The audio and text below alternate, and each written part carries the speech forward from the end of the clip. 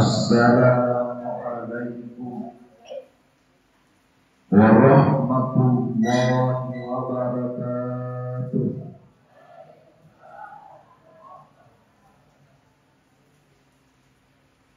Alhamdulillahilladzi ja'ala al-insana khairu khalqih wa taharatan lil-qulub wa salamatan lin-nufus wa hadiyan ilal haqq alladzi anzala as-sakinata fi qulubil mu'minin liyazdadu imanan ma'a imanihim.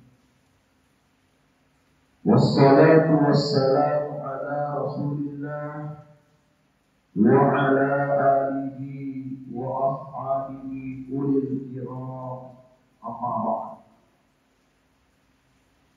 Raditu billahi rabba wa bil islam dina wa bi Muhammadin nabiyya wa rasulah. Subhanaka la ilma lana illa ma 'allamtana innaka antal alimul hakim. Subhanaka la fahma lana illa ma fahhamtana innaka antal jawwadul karim. Shadaqallahul azim.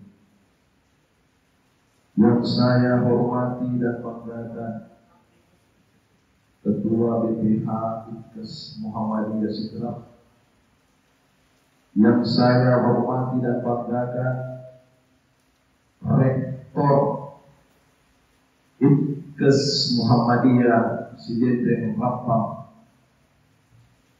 yang saya hormati para wakil rektor, yang saya hormati para dekan, kaprodi, para dosen dan staf, wabil khusus kepada adinda-adinda saya yang statusnya masih mahasiswa-mahasiswi yang mudah-mudahan dimuliakan oleh Allah Subhanahu wa ta'ala. Tadi yang ketua panitia yang sambutan bahwa ayahanda, dia panggil saya ayahanda, masih di sini gak sedih sama ku waktu alat temen.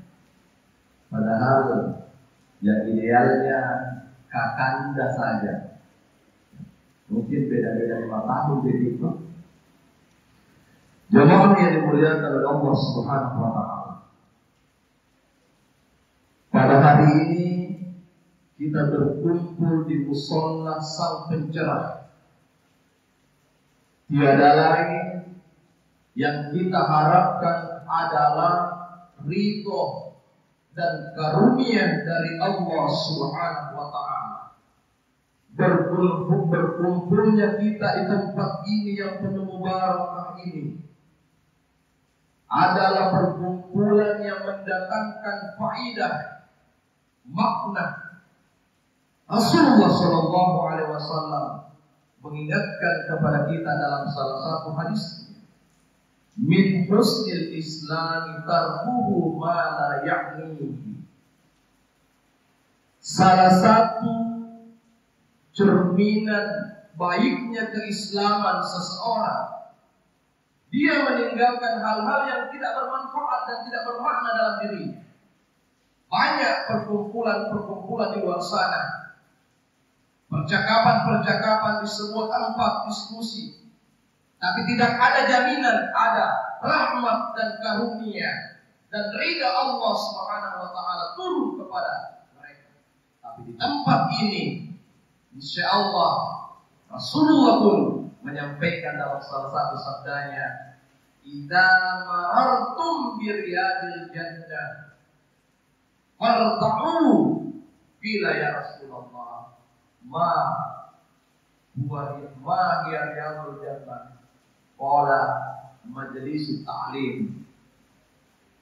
Nabi menyampaikan, jika kalian melihat taman-taman surga, maka singgahlah, berhentilah, singgah di sana. Ada sahabat yang bertanya, "Ma riyadul jannah, yang mana taman-taman surga itu?" Rasulullah menjawab, "Majelis ilmu seperti ini, pengajian ilmu seperti ini." Jadi ini sebagai mukadimah khususnya untuk adik-adik yang mahasiswa ini, duduknya kita sejenak ini ada jaminan dari Allah Subhanahu wa taala untuk memudahkan perjalanan kita menuju kepada tempat yang lebih indah yang dijanjikan oleh Allah Subhanahu wa taala, ialah al-jannah, ialah surga. Jemaah yang dimuliakan oleh Allah Subhanahu wa taala. Tema yang saya ingin sampaikan adalah Al-Quran Surah Luqman ayat 15. Allah Subhanahu wa taala berfirman di dalam Al-Quran Surah Luqman ayat 15. A'udzu billahi minasy syaithanir rajim.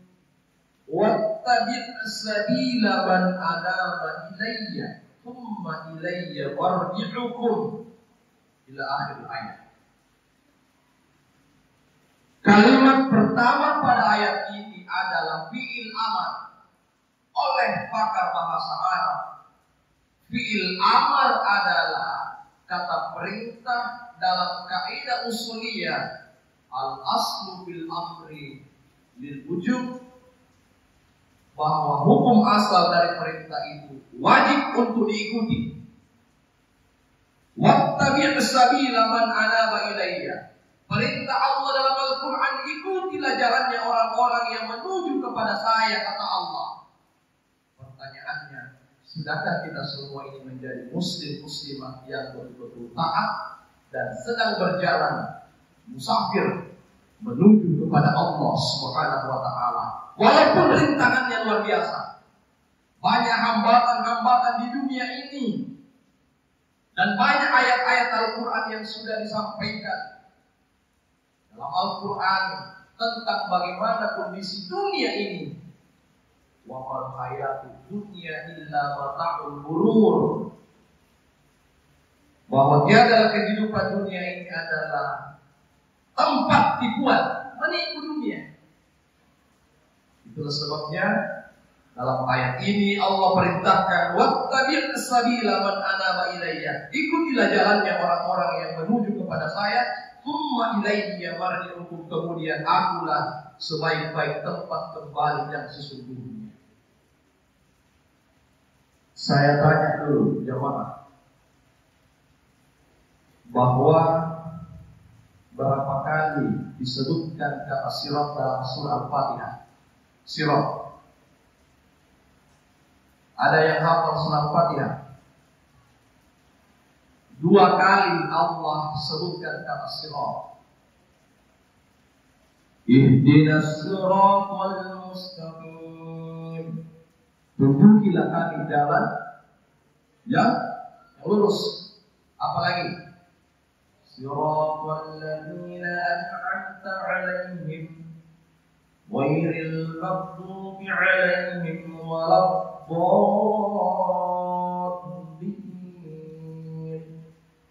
Jalannya orang-orang yang engkau beri nikmat, bukan jalannya orang-orang yang engkau benci dan engkau sesatkan. Kita tidak mau tersesat di jalan yang benar ini. Kita tidak mau tersesat di dunia ini.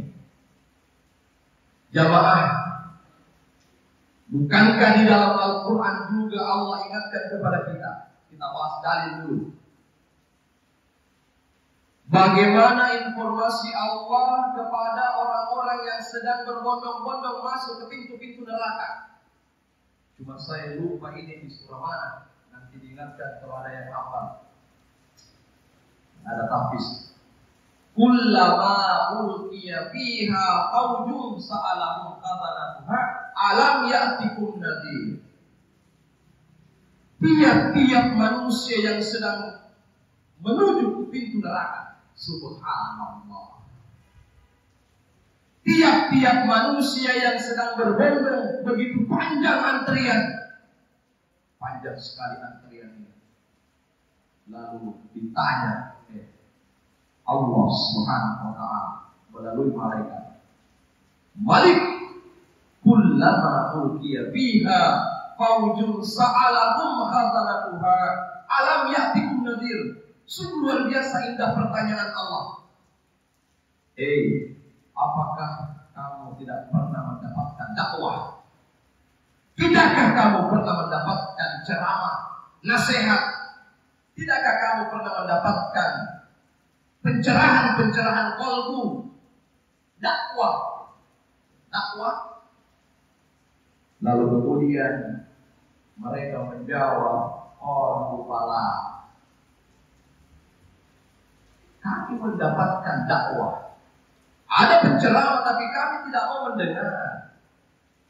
Ada sekte-sekte bahwa ini golongannya ini golongannya ini. Padahal Islam udah dulu fisil nikafah, pahamilah agama secara totalitas, secara menyeluruh. Saya tidak tahu ini kesini apakah sudah terbahas juga Ponpes Al-Zaitun di Jawa sana tentang ajarannya yang dianggap menyimpang dalam ajaran agama Islam. Kita ini tidak mau tersesat. Kita ini mau selalu jalan yang lurus. Nah lanjut. Apa kata orang-orang yang sedang menuju neraka? Khalidina fiha abada. Penghuni neraka itu adalah kekal selamanya di dalam neraka. Khalidina fiha. Coba buka nanti surah Al-Baqarah, lam yakunil ladina kafaru. Di situ ada ayat innal ladina kafaru min ahlil kitab wal musyrikina fi nari jahannam khalidina fiha. Kekal selama-lamanya orang-orang kafir dan orang-orang musyrik dan ahli kitab khalidina fiha. Lalu apa lanjutannya ayat ini? Waqadzabna wa qulna ma nazzalallahu min syai'in in antum illa fi dhalalin kabir. Dulu ada penceramah, tapi kami mendustakan. Kami menjauh dari penceramah itu. Kami menjauh dari pendakwah itu. Kami menjauh dari sang pencerah itu. Kita tidak mau mendengarkan dakwah-dakwah mereka. Padahal tidak ada yang bertentangan. Apalagi persoalan iman, persoalan akidah diperkuat.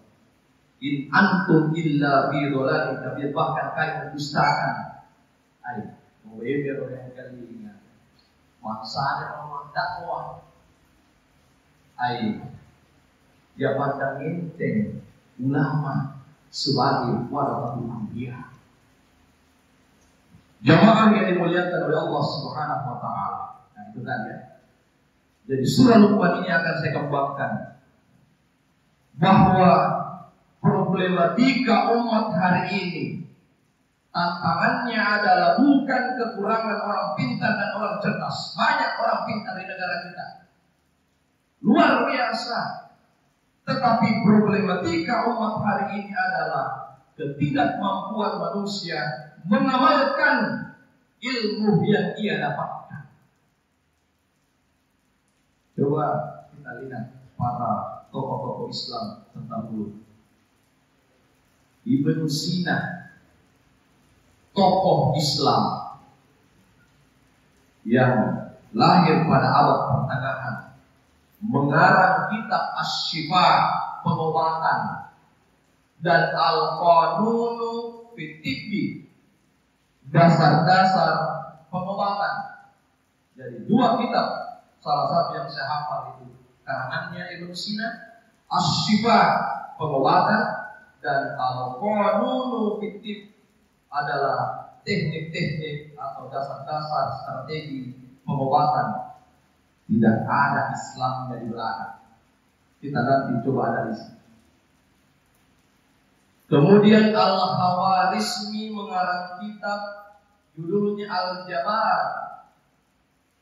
Tidak ada Al-Jabarul bil Islami atau Al-Jabarul Islamiyah. Tidak ada. Yang ada Al-Jabar adalah dasar dan matematika dasar, ilmu matematika dasar. Yang ketiga, Ibnu Khaldun dalam kitab karangannya Al-Muqaddimah sosiologi. Tidak ada sosiologi Islam. Ini mahasiswa ya, kita nanti akan analisa sama-sama. Saya Pak Bu, dosen. Saya alumni Unpar Muhammadiyah Parepare S2 2015. Terakhir titel saya MPDI 2016. Tidak ada lagi MPDI, yang ada MPD. 2016, 17 sampai sekarang SPDI menjadi SPD. SHI titelnya berubah menjadi SH.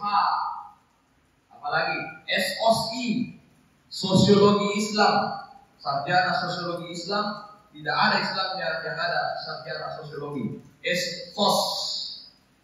Kenapa tidak ada lagi dikotomi dalam pendidikan? Kenapa tidak ada lagi sekat bahwa ini adalah Islam, ini adalah umum? Ternyata menurut pakar pendidikan di negara kita mengatakan bahwa produk dikotomi pendidikan itu dikarenakan ada penjajahan kolonialisme Belanda memisahkan antara ilmu agama dengan ilmu dunia. Jadi mau memisahkan, sehingga seolah-olah tanggung jawab moral dan agama adalah mereka yang sekolah di pesantren, mereka yang sekolah di madrasah-madrasah, sehingga tanggung jawab yang lain yang sekolah di SMA, di kampus-kampus umum itu tidak dibebankan pada tanggung jawab moral. Sehingga itulah tadi saya maksud bahwa problematika umat hari ini karena manusia tidak mampu lagi mengamalkan ilmu yang ia dapatkan di sekolah atau di kampus. Ini tidak dikotomi lagi. Tidak ada lagi ini hukum Islam, SHI, tidak ada lagi. Sedikit saya mau gambarkan, Di dalam hadis Rasulullah dikatakan taraktu fikum amrayni ma in tamassaktum bihi ma lan tadillu abada. Kitab Allah wa sunnat Rasulih. Aku tinggalkan dua wasiat kepada kalian, berpegang teguhlah pada dua wasiat ini, niscaya kalian tidak akan pernah sesat selamanya. Ialah kitab Allah dan sunnah Rasulnya. Pertanyaannya, kenapa bukan Al-Quran dan Al-Hadis? Secara teks, kenapa disebutkan kitab Allah wa sunnat Rasulih? Ini perlu kita analisa. Ini perlu kita autokritik sosial kita. Nah, jawabannya adalah kitab Allah itu 4 yang kita pahami dan yakini. Zabur, Taurat, Injil, Al-Quranul Karim. Wajib diyakini ini sebagai kitab Allah. Pertanyaannya sekarang, mahasiswa, yakin tidak bahwa Islam adalah agama yang paling benar? Yakin, ya? Percaya tidak dengan kitab-kitab samawi ini? Percaya. Tapi maaf kalau saya tidak mau meyakini yang kitab hari ini tidak asli lagi, tidak orisinil lagi. Injil, Zabur, Taurat. Ada yang berubahnya. Rukun iman kepada kitab-kitab Allah betul ada. Yakini. Dipertanyakan keislamannya seseorang kalau beriman kepada kitab-kitab Allah ini, yang samawi ini, dia ragukan. Tetapi kalau yang hari ini itu adalah wahyu Allah, maaf, saya tidak mau terlalu jauh untuk meyakini kalau kitab-kitab yang sekarang ini ada orisinil atau masih murni dari Allah Subhanahu wa Ta'ala. Nah, sedikit. Kitab Allah ini adalah dari bahasa Arab kataba, yaktubu kitaban, tulisan, goresan, hukum-hukum Allah. Dalam bahasa agama adalah ayat-ayat Allah. Kitab Allah adalah ayat-ayat Allah. Nah, ayat-ayat Allah itu ada 2. Ada ayat kauniyatun, ayat kauniyah yang kita baca waktu ini setiap saat Ramadan kita hatamkan Al-Quran secara teks. Dan yang kedua ayatun kauniyatun, ayat-ayat yang non teks. Mari kita lihat. Kesimpulannya pada ayat ini adalah siapapun orang yang belajar tentang ilmu astronomi, belajar ilmu kesehatan, belajar ilmu biologi, belajar ilmu tentang kimia, sosiologi, geografi, sesungguhnya dia mempelajari ayat-ayat kauniyah yang tersebar di alam jagat raya ini. Itu sebabnya kenapa kita tidak boleh berhenti mengkaji ilmu pengetahuan. Karena ilmu pengetahuan semakin hari semakin berkembang melalui potensi akal manusia yang diberikan oleh Allah Subhanahu wa taala. Jamaah yang dimuliakan oleh Allah Subhanahu wa taala. Saya ingin memperkuat dulu masalah kejujuran. Kalau Pak Dr. bisa kendre, bagaimana mahasiswa di sini tidak terlalu banyak di pelanggaran-pelanggarannya, Pak? Alhamdulillah kalau mahasiswa kita taat hari ini ya. Hadis Rasulullah mengatakan, "Alaikum bisidqi." Hendaklah kalian jujur. Saya, Pak, mau mengilustrasikan begini. Ada anekdot yang saya dapat di sebuah bacaan. Ada 4 mahasiswa di sebuah kampus ternama di sebuah kota. Ternyata 4 mahasiswa ini lagi minum kopi di warkop. Lupa kalau ternyata ada ujian final semester. Ingat ya, kejujuran akan mengantarkan kita kepada kebaikan. Fa innal birra yahdi ilal jannah, dan sesungguhnya kebaikan itu mengantarkan kita ke surga. Coba lihat ya. Hari ini Pak, maaf, terlalu sedikit orang-orang yang bisa berbuat jujur. Kita saja ini kadang bohong, Pak, jujur saja. Di mana lagi Ustaz bilang di lingkungan Mak, padahal masih dipare-pare. Bohong namanya supaya orang yang panggil kita ceramah ini cepat, oh ya ada ketua di lingkungan. Di mana Pak? Ada ini mata kuliah itu rumah deh di jalan Pak. Dosen juga bohong. Nah, ternyata jalan menuju WC, pergi mandi. Yang hari ini krisis adalah krisis kejujuran. Mau tidak mau, faktanya seperti ini. Padahal Rasulullah mengatakan, "Alaikum bisidqi, fa inna sidqa yahdi ilal birri wa innal birra yahdi ilal jannah." Jelas sekali.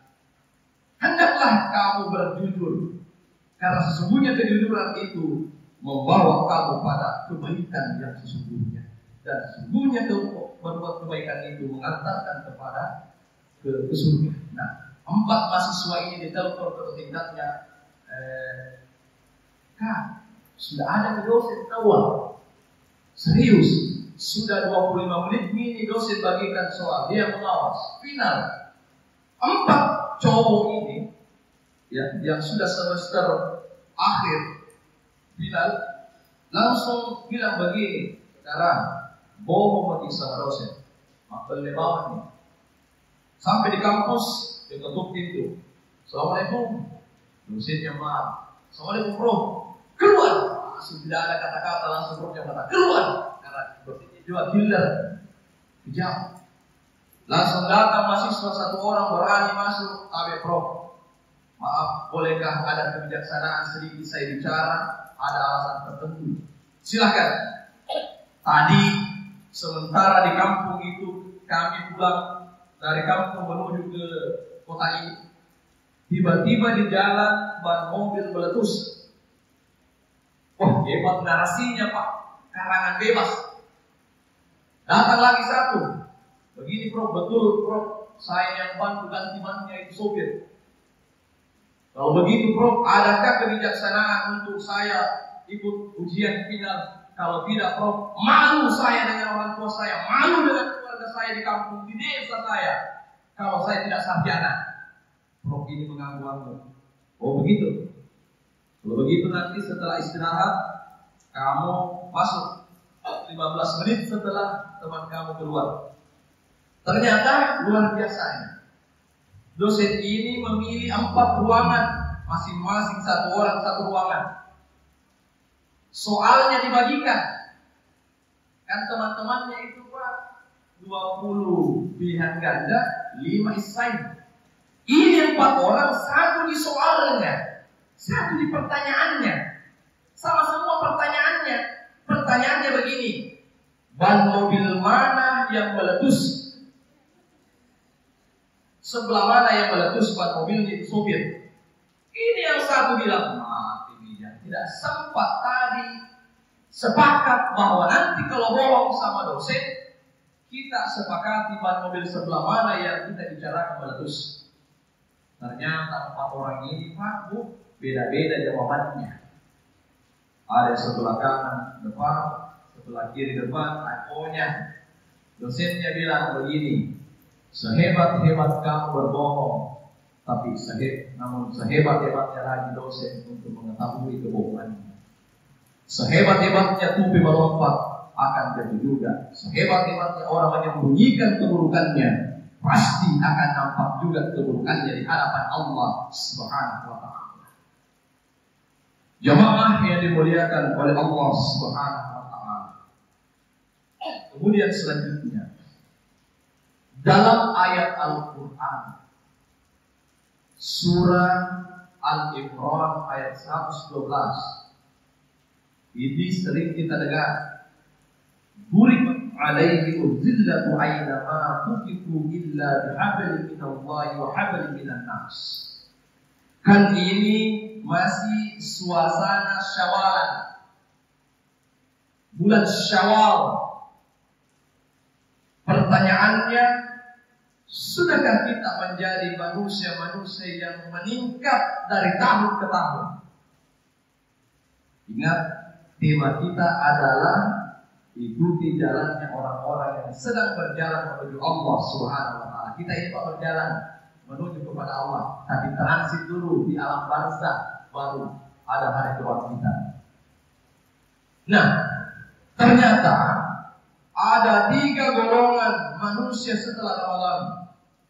Saya mau bahas sedikit saja ini. Mudah-mudahan kita ini ya bisa mencerna ini. Golongan yang pertama adalah ada orang yang sebelum Ramadan dan setelah Ramadan bertambah ketakwaannya kepada Allah Subhanahu wa Ta'ala. Sebelum Ramadan jarang-jarang berjamaah, setelah Ramadan rajin berjamaah, rajin baca Quran, rajin bersedekah, rajin bertahajud, rajin sholat duha dan lain sebagainya. Setelah bulan Ramadan kan tidak ada tarawih lagi, yang ada adalah tahajud dan witir. Dia istiqomah. Setelah Ramadan dia lanjutkan bacaan Al-Qur'annya. Setelah Ramadan dia bersedekah, bukan hanya sedekah Ramadan, tapi di luar Ramadan dia tambah rajin bersedekah. Kemudian di dalam bulan Ramadan dilarang bohong. Di luar Ramadan tambah hati-hati bicara. Tidak tambah-tambahi pembicaraan, tidak kurang-kurangi informasi. Sampai akhirnya muncul berita hoax, berita bohong. Yang banyak berusaha adalah selalu tambah-tambahi cerita. Ini yang banyak di masyarakat. Jadi, kemudian yang kedua, golongan yang kedua adalah sebelum Ramadan dan masuk Ramadan, rajin mengaji, rajin sholat, rajin puasa, rajin bersedekah. Setelah Ramadan, semua hilang satu persatu. Makanya kadang sampaikan di jemaah, di beberapa masjid, bahwa di jemaah kalau 15-10 terakhir Ramadan itu umumkan saja berita kehilangan. Diumumkan telah kehilangan jamaah di masjid ini. Iya, biasanya kalau 10 Ramadan terakhir itu hilang jamaah satu persatu. Apalagi di bulan Ramadan. Tidak ada nih. Paling itu saja isi jamaah masjid di kampung itu atau di kompleks itu. maka ini rugi. Karena disebutkan dalam ungkapan kun Rabbaniyan wala takun Ramadhaniyan. Jadilah hamba Rabbah, hamba Allah, bukan hanya hamba Ramadan. Ya, Ramadan baru masuk, Ramadan baru berjamaah, subhanallah. Yang terakhir adalah yang ketiga, adalah golongan yang di luar Ramadan, masuk Ramadan, setelah Ramadan sama sekali tidak ada amaliyah. Itulah orang yang paling binasa, rugi, dan akan binasa hancur di hadapan Allah Subhanahu wa taala nanti. Nah, yang terakhir yang saya sampaikan pada pengajian ini berkaitan dengan Al-Quran surah Al-Imran ayat 112, bahwa ada keseimbangan antara ketaatan ritual kita kepada Allah dan kesolehan sosial kita kepada sesama manusia atau kepada semua makhluk. Coba kita lihat syahadat yang kita selalu ucapkan, asyhadu an la ilaha illallah wahdahu la syarika lah wa asyhadu anna Muhammadan abduhu wa rasuluh, ataukah asyhadu an la ilaha illallah wa asyhadu anna Muhammadan rasulullah. Itu mengantarkan kita untuk mensucikan akidah kita dari penyakit kesyirikan.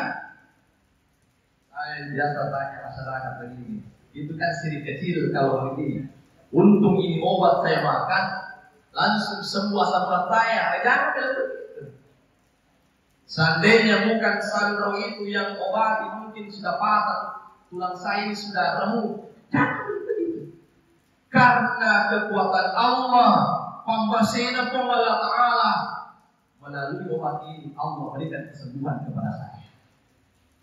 Karena syirik. Yang kedua, bahwa salat mengajarkan kepada kita tentang kesucian dari perbuatan keji dan munkar. Inna sholata tanha 'anil fahsya'i wal munkar. Adik-adik semua mahasiswa, saya tanya dulu. Yang di belakang, Dek, di dalam masjid orang sholat ada kedisiplinan, aturan ibadah ya. Safnya laki-laki di depan, perempuan di belakang, ada qamah, ada imam, itu aturan. Tapi kenapa paling banyak orang melanggar aturan-aturan di luar sholat? Dia kira itu dalam sholat saja orang harus taat aturan, tapi kehidupan sosial menembus lampu merah mengakibatkan kecelakaan. Dipertanyakan kesolehan sosial kamu walaupun engkau taat secara ritual. Jadi kesimpulannya adalah kesempurnaan ibadah ritual itu dapat dilihat dan diukur. Indikatornya adalah sejauh mana tingginya, besarnya kesolehan sosial seseorang kepada sesama manusia. Jadi kan ada hadis, ada sahabat mengadu kepada Rasul, ya Rasulullah, inna fulana sesungguhnya ada tetanggamu perempuan, tusallil laila wa tasum nahara wa tasaddaqa bi kulli sa'. Jadi ada tetanggaku sholatnya luar biasa malam, puasanya kalau siang, rajin bersedekah, tuti jirana bilisannya, tetapi satu kekurangannya, dia suka menyakiti hati tetangganya dengan lisannya. Apa kata Rasul? Wahia ahlul halnar, maka dia adalah ahli neraka. Berdasarkan hadis ini secara teks dan non teks, kontekstual adalah keseimbangan antara kesolehan sosial dan ketaatan ritual kita berdasarkan Quran surah Al-Imran ayat 112 yang tadi saya bacakan ayat-ayat ini. Yang ketiga, zakat yang kita keluarkan, apakah zakat mal atau zakat fitrah di bulan Ramadan, itu mengantarkan kita membersihkan harta kita. Bayangkan kalau ada orang yang tidak mengeluarkan zakat, hartanya orang, haknya fakir miskin berputar di hartata. Jangan sampai Allah memaksa kita mengeluarkan harta kita dengan caranya Allah. Saya tidak menuduh bahwa orang yang kebakaran tokonya, kebakaran rumahnya, dijamret di jalan, dihipnotis, diambil gelangnya, diambil emasnya, bahwa orang itu malas berzakat atau tidak pernah mengeluarkan zakat. Saya tidak menuduh, tetapi jangan sampai itulah caranya Allah untuk memaksa kita mengeluarkan zakat kita dengan cara seperti itu. Jangan sampai pada bilang. Yang keempat adalah puasa Ramadan mengajarkan kita tentang kebersihan hawa nafsu.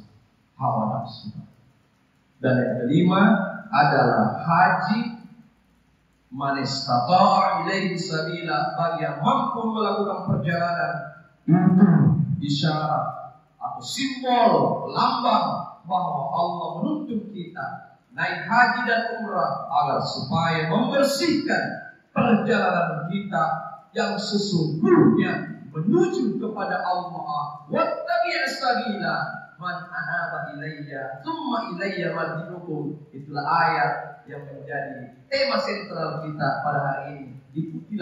Ikutilah jalannya orang-orang yang sedang berjalan menuju Allah. Coba bayangkan, Allah juga mengingatkan kepada kita, wala tattabi'u khutuwatis syaitan innahu lakum aduwwun mubin.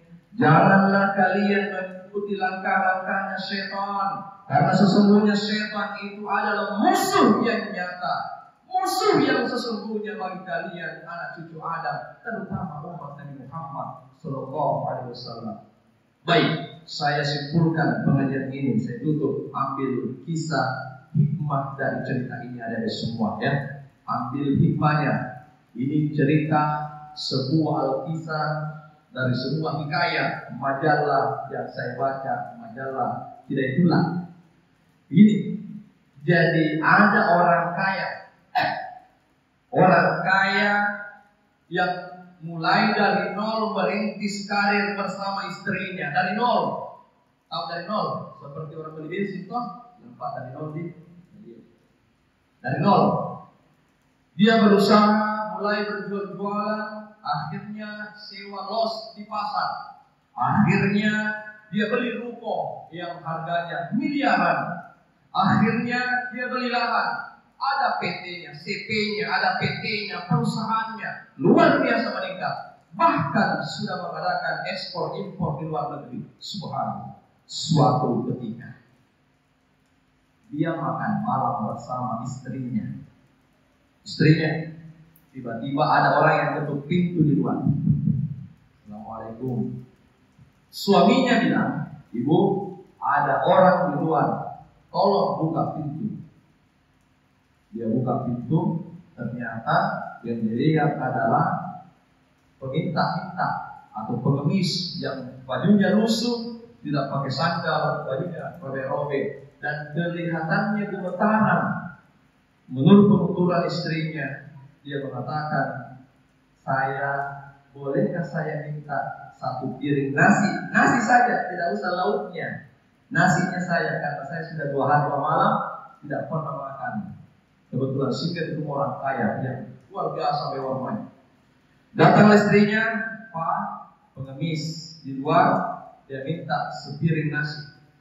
Suaminya bilang, tutup pintu, usir dia. Jangan sampai mengganggu makan malam kita malam ini. Kita nikmati hidangan bersama keluarga. Ternyata, subhanallah, di surah Ibrahim ayat 7, la in syakartum la azidannakum, mahasiswa, wa la in kafartum inna 'adzabi lasyadid. Bahwa Allah mengatakan la in syakartum, jika kalian mensyukuri nikmatku, la azidannakum. Lamnya ini lam tauhid, maka sesungguhnya Allah akan tambahkan. Tidak ada mengatakan la azidanna rizqakum. Tidak.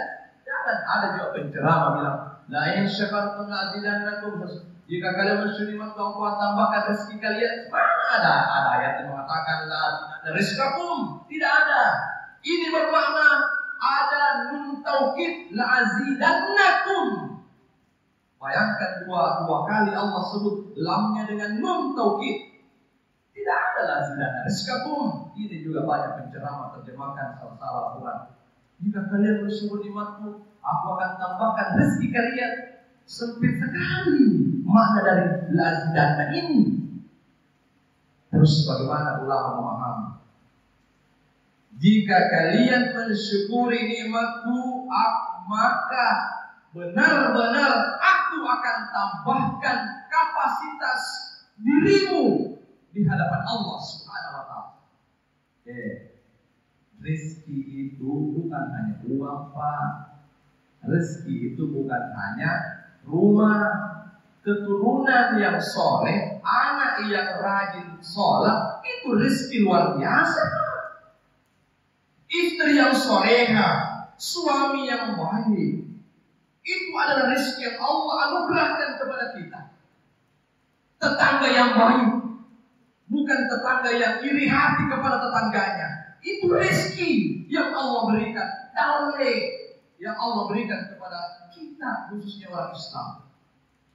Kedua kemanannya, buat apa rumah yang besar kalau jarang orang datang bertamu? Buat apa ada mobil yang mewah tapi jarang orang yang kita bantu untuk tumpangi mobil kita? Mobilnya Alphard yang harga miliaran, tapi sombong tidak pernah turun kaca mobilnya. Sementara ada pengemis, ada nenek-nenek tua berjalan. Itu kan titipan Allah mobil Alphard itu. Tidakkah kamu?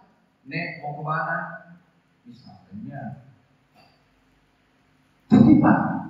Tapi tidak apa-apa rumah kita kecil, tapi hati ini luas, lapang hati ini. Ya muqallibal qulub tsabbit qalbi ala dinik wa ta'atik. Itu kan doa yang diajarkan Rasulullah. Hati ini tidak bangkal sempit, tapi hati yang luas mensyukuri nikmat Allah luar biasa. Ini makna-makna dalam surat Quran ini. Nah, lanjut. Tiba-tiba orang ini kena masalah, ditipu oleh karyawannya, sampai omsetnya triliunan, hancur sehancur-hancurnya. Tinggal satu asetnya, rumah yang mewah. Seluruh perabotnya sudah terjual untuk membayar utang di bank. Ditipu oleh karyawannya. Dia bangkrut, sebangkrut-bangkrutnya, akhirnya memilih cerai dengan istrinya. Dia tinggalkan istrinya. Subhanallah. Pura manyaman nampak maperi. Pura madeceng nampak masolan. Kanjak dan nareko maperi, mapeti-peti kijolo. Bersusah-susah dulu, baru bersenang-senang kemudian. Tapi kapan ada orang dulunya bersenang-senang, bangga dengan harta orang tuanya, bangga dengan pangkat dan jabatan orang tuanya, tapi setelah orang tuanya pensiun, meninggal, dia drop, masalah, akhirnya apa dan sebagainya. Dulunya dihormati, dulunya dihargai, tapi bagusnya kalau tidak dari nol. Tapi inilah yang terjadi. Dinamisme kehidupan ini, siklus kehidupan berputar ini. Akhirnya cerai. Istrinya ini kembali, ternyata dia dilamar 10 tahun kemudian ada pengusaha kaya yang melamar dia. Janda yang masih cantik, janda yang masih muda, dinikahi oleh pengusaha muda, pengusaha kaya yang mantan istrinya tadi. Akhirnya membangun kehidupan yang sama persis dengan suaminya. Ternyata kembali kondisi kedua, ada orang yang mengetuk pintu. Sama kondisinya. Dia makan malam. Dia bilang, Pak, ada pengemis. Istrinya lagi yang dia bilang, minta makan. Kalau begitu suaminya bilang, bungkuskan ini ayam, sate, kambing, bungkuskan roti-roti yang paus ini kepada pengemis itu. Suaminya bilang, subhanallah. Tapi datanglah dia. Ternyata dia pandang baik-baik pengemis ini. Dia datang ke suaminya menangis. Suami keduanya mengatakan, kenapa ibu menangis? Tidak senangkah kamu aku berikan makanan yang mewah ini kepada pengemis itu? Bukan begitu, Pak. Kenapa menangis? Yang membuat saya menangis, yang di luar itu adalah mantan suami saya yang dulu. Mantan suami saya yang dulu. Lalu suaminya yang mengatakan, ibu, dulu pengemis yang diusir oleh suamimu 10 tahun yang lalu adalah saya, yang hanya meminta sesuap nasi, meminta sepiring nasi. Tapi begitu pelitnya suamimu, begitu kikirnya suamimu, ternyata Allah berkehendak lain. Itulah siklus kehidupan, selalu berputar, silih berganti kehidupan. Jangan pernah menganggap selalu pada posisi teratas. Ada kalanya kita akan di bawah. Yang di bawah jangan selalu pesimis, optimis. Ada kalanya Allah akan meninggikan derajatmu. Itulah surah Al-Mujadalah ayat 11. Yarfa'illahu alladziina aamanu minkum walladziina utul ilma darajat. Allah mengangkat derajat orang yang bagus imannya, bagus ketakwaannya, dan Allah mengangkat derajat orang-orang yang berilmu pengetahuan. Sekira demikian, mohon maaf kalau terlalu lama, dan para sivitas akademika Inkes Muhammadiyah Sidrap, kurang lebihnya mohon dimaafkan. Mohon maaf kalau ada ungkapan-ungkapan saya dalam ceramah ini yang tidak sesuai. Mohon maaf lahir dan batin. Saya akhiri dengan ucapan nasrun minallahi wa fathun qarib wa basyiril mu'minin fastabiqul khairat. Assalamualaikum warahmatullahi wabarakatuh.